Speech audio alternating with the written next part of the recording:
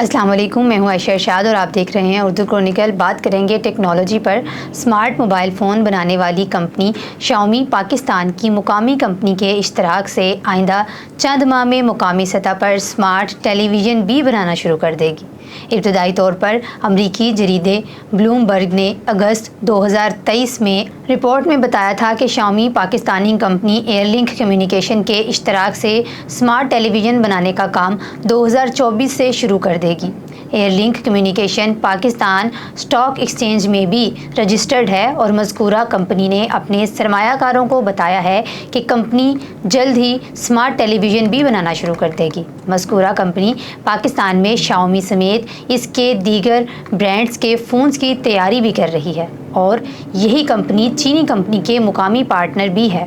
Year link اور Xiaomi کے درمیان اگست میں پاکستان کے اندر ٹیلی ویژن بنانے پر اتفاق ہوا تھا اور اب کمپنی نے اسٹاک مارکیٹ کو بتایا کہ کمپنی جلد مقامی سطح پر شاؤمی برانڈ کے سمارٹ ٹیلی ویژن بنانا اور فروخت کرنا شروع کر دے گی۔ پاکستان میں دیگر ملٹی نیشنل کمپنیاں بھی مقامی کمپنیوں کے اشتراک سے سمارٹ ٹیلی ویژن بنا کر انہیں فروخت کرتی ہیں، جبکہ شاؤمی اس وقت تیزی سے مقبول ہونے والی چند کمپنیوں میں سے ایک ہے۔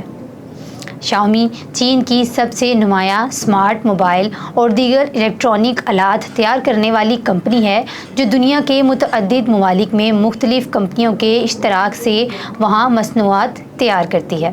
خیال ظاہر کیا جا رہا ہے کہ شاؤمی برانڈ کے ٹیلی ویژن پاکستان میں بننے کے بعد سمارٹ ٹیلی ویژن کی قیمتوں میں نمایاں کمی ہونے کے سمیت روزگار کے مواقع بھی بڑھیں گے۔